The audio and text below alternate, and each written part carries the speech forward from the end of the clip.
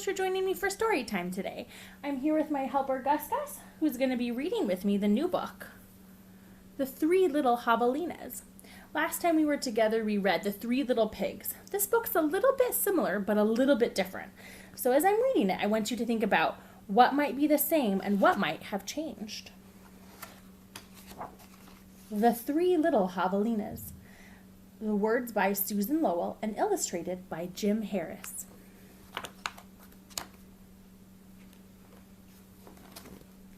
Once upon a time, way out in the desert, there were three little javalinas. Javalinas are wild, hairy southwestern cousins of pigs. Their heads were hairy, their backs were hairy, and their bony legs, all the way down to their hard little hooves, were very hairy. But their snouts were soft and pink. One day, the three little javalinas trotted away to seek their fortunes. In this hot, dry land, the sky was almost always blue. Steep purple mountains looked down on the desert where the cactus forest grew. Soon the little javalinas came to a spot where the path divided and each one went on a different way. The first little javalina wandered lazily along. He didn't see a dust storm whirling across the desert until it caught him. The whirlwind blew away and left the first little javalina sitting in a heap of tumbleweeds. Brushing himself off, he said, "I'll build a house with them." And in no time at all, he did. Then along came Coyote. He ran through the desert so quickly and quietly he was almost invisible. In fact, this was only one of Coyote's many magical tricks. He laughed when he saw the tumbleweed house and smelled the javelina inside. A tender, juicy piggy, he thought. Coyote was tired of eating mice and rabbits. He called out sweetly, little pig, let me come in." "Not by the hair of my chinny chin chin," shouted the first javalina, who had a lot of hair on his chinny chin chin. "Then I'll huff and I'll puff and I'll blow your house in," said Coyote. And he huffed and he puffed and he blew the tumbleweed house away. But in all the hubbub, the first little javalina escaped and went looking for his brother and sister. Coyote, who was very sneaky, tiptoed along behind. The second little javalina walked for miles among the giant cactus plants called saguaros. They held their ripe fruit high in the sky, but they made almost no shade, and the little javalina grew hot. Then he came upon a Native American woman who was gathering sticks from inside a dried-up cactus. She planned to use these long sticks, called the saguaros ribs, to knock down the sweet cactus fruit. The second little javalina said, "Please, may I have some sticks to build a house?" "How?" she said, which means yes in the language of the desert people. When he finished building his house, he lay down in the shade.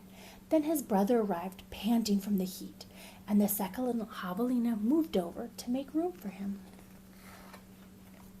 But pretty soon, Coyote found the sour rib house. He used his magic to make his voice sound just like another javalina's. Little pig, let me come in," he called. But the javalinas were suspicious. The second one cried, "No, not by the hair of my chinny chin chin." "Bah," thought Coyote, "I'm going to eat your hair." Then Coyote smiled, showing his sharp teeth. "I'll huff and I'll puff and I'll blow your house in." So he huffed and he puffed, and the sour ribs came tumbling down. But the two little javalinas escaped into the desert. Still, not discouraged, Coyote followed. Sometimes his magic did fail, but then he usually came up with another trick. The third little javalina trotted through the beautiful palo verde trees with green trunks and yellow flowers. She saw a snake sliding by, smooth as oil. A hawk floated round and round above her. Then she came to a place where a man was making adobe bricks from mud and straw. The bricks lay on the ground, baking in the hot sun. The third little javelina thought for a moment and said, "Please, may I have some of the adobe to build a house?" "Sí," answered the man, which means yes in Spanish, the brickmaker's language. So the third little javelina built a solid little adobe house, cool in the summer and warm in winter. When her brothers found her, she welcomed them in and locked the door behind them. Coyote followed their trail.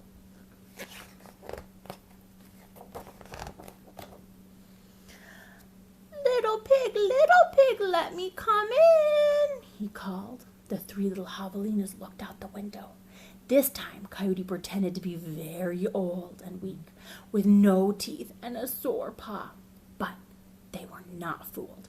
"No, not by the hair of my chinny chin," called back the third little javelina. "Then I'll huff and I'll puff and I'll blow your house in," said Coyote, and he grinned, thinking of the wild pig dinner to come. "Just try it," shouted the third little javelina. So Coyote huffed and he puffed, but the adobe house did not budge.